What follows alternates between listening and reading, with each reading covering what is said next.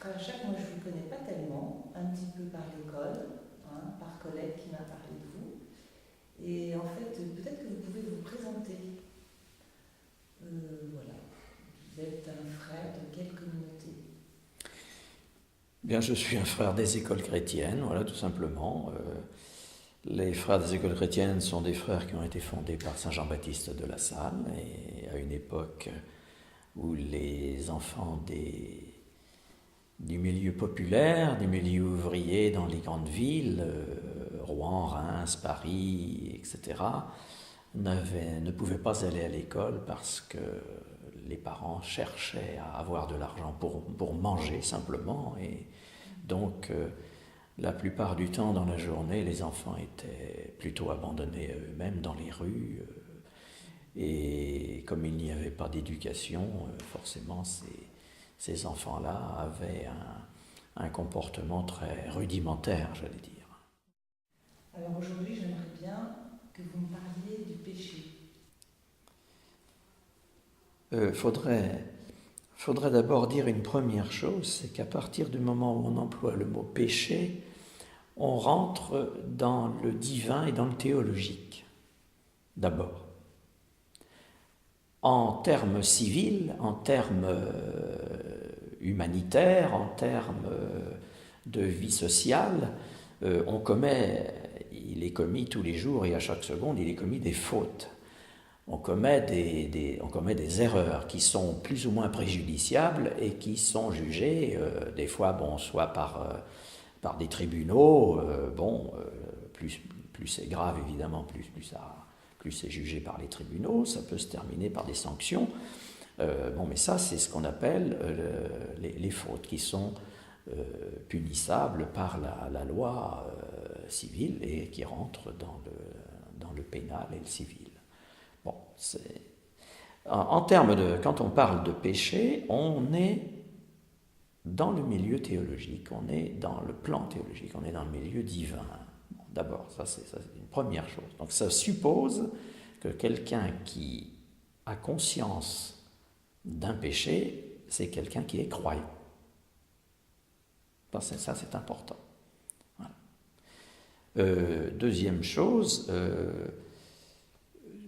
tout ce que l'on peut commettre ou tout ce dont on peut s'éloigner ne porte pas forcément le nom de péché. Voilà.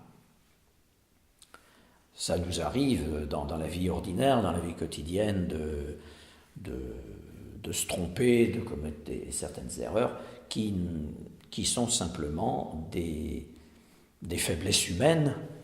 Alors qu'est-ce qu'on appelle Voilà. le péché? Alors, ce qu'on appelle péché, c'est d'abord la prise de conscience que l'on vit dedans. Ah, que l'on vit dedans. On vit dedans. C'est-à-dire que l'homme n'est pas parfait.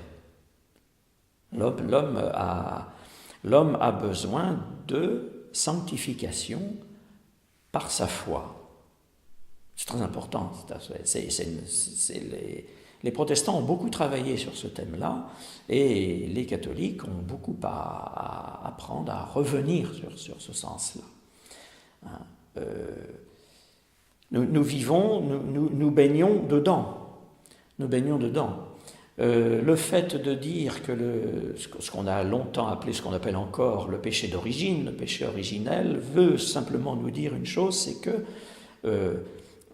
cette transmission qui se fait par la naissance ou par les parents, dans la foi, c'est simplement pour nous dire, eh bien, de toute façon, l'humanité n'étant pas parfaite, elle est toujours en retrait par rapport à Dieu. Elle est séparée de Dieu, et pour la rejoindre, il faut un certain temps. Il faut du temps pour se purifier, il faut du temps pour se sanctifier.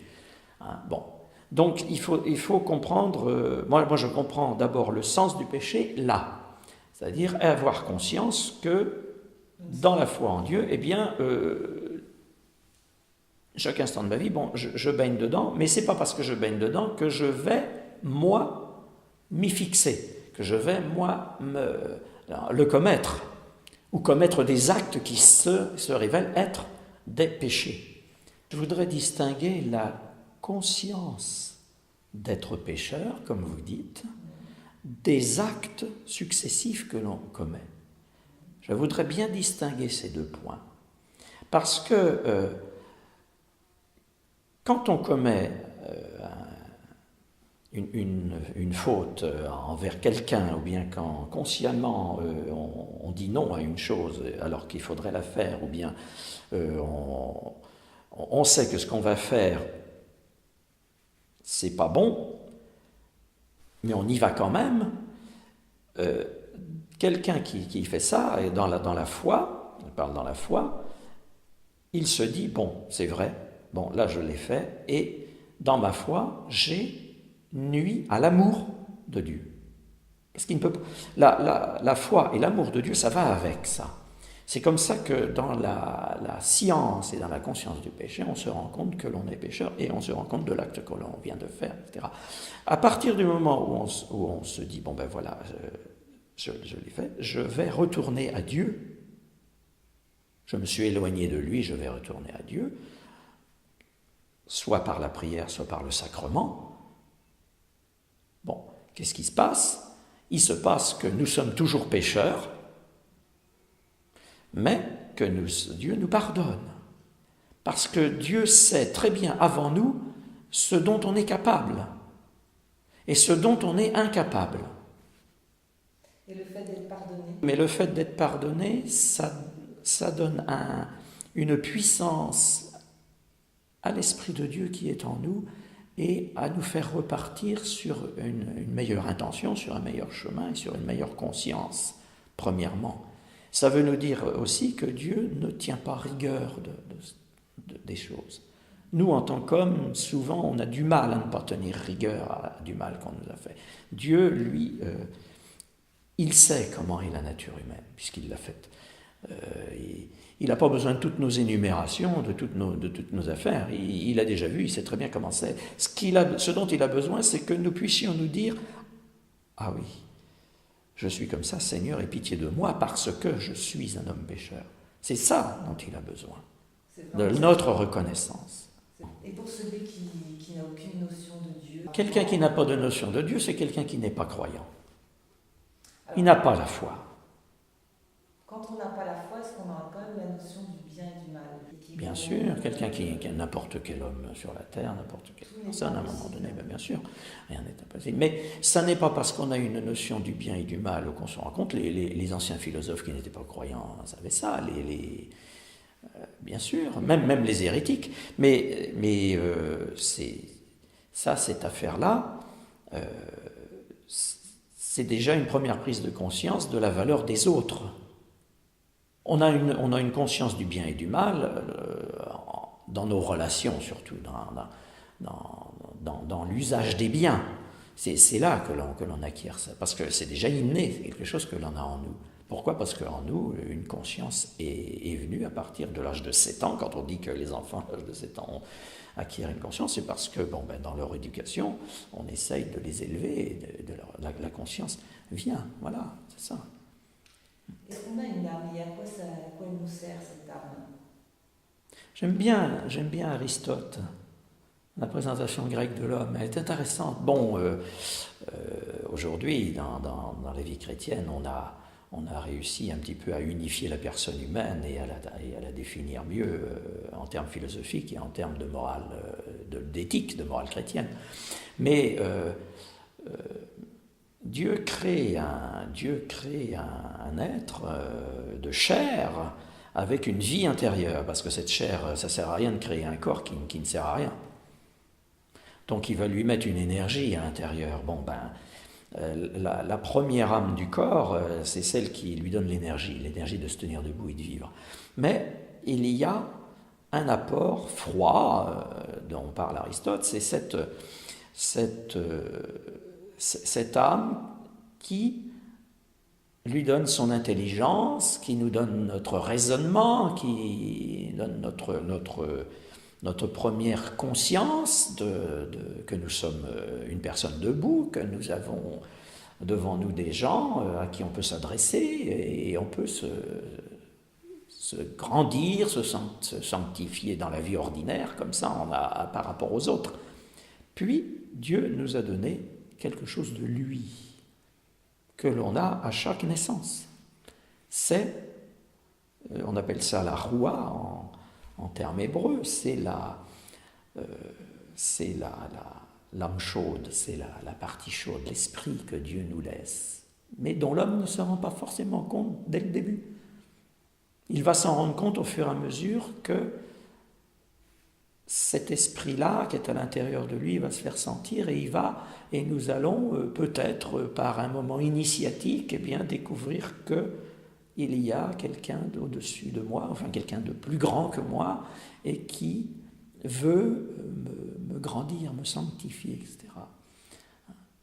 Pour moi, donc, l'âme se situe à cet endroit-là et je crois pouvoir dire que le nœud de la personne humaine, c'est son cœur.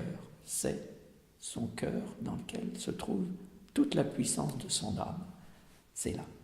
Je rejoins là la fameuse encyclique Veritatis Splendor, donc de Jean-Paul II, mais dans laquelle toute la personne humaine est développée, et il faudrait la relire, c'est quelque chose d'absolument excellent, mais tout se passe dans le tabernacle de l'homme. Le tabernacle de l'homme, c'est son cœur, son intime, là où l'âme se sanctifie continuellement. Il y a une certaine égalité qui peut se faire jour chez n'importe quel homme, même à plus forte raison, et donc, enfin, sans parler de religion, de foi, enfin, dans la nature humaine, c'est en se voyant les uns les autres, eh bien, on peut dire, oui, on est égaux dans ce sens qu'on se ressemble.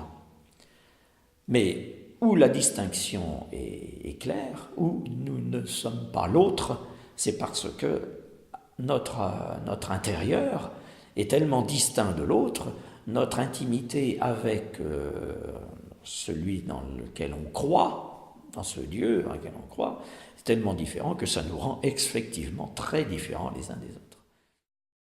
Quand j'étais au centre marin, je suis resté 23 ans là-bas à Pornic, on avait créé ça.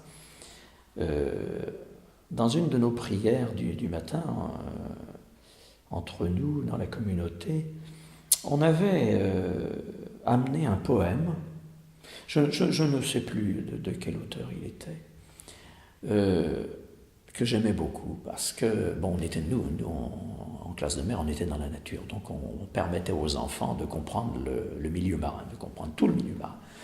Et cette prière disait, je me souviens que j'étais microbe, je me souviens que j'étais larve, je me souviens que j'étais coquillage, je me souviens que je suis devenu oiseau, que je suis devenu serpent, je me souviens que je suis devenu cheval et que je pouvais courir. Et maintenant, je suis un homme. Je trouve ça extraordinaire parce que, à la naissance, le bébé, en un temps record, passe par tous ces états. Ce qui signifierait bien que la Genèse, la Bible, elle qui s'est emparée pendant l'exil, par ses écrivains, pendant l'exil du sens de l'homme, essayer de comprendre, mais d'où je viens, peu importe, n'a pas raté le coche en disant, dans son poème du premier chapitre, en disant, Dieu créa le ciel, la terre, la lune, les étoiles, et puis ensuite les animaux, etc. Et effectivement, pour en arriver à l'homme. Parce que Dieu crée tout le temps. Parce que Dieu crée tout le temps. Parce qu'il n'a pas fini. Bien, merci.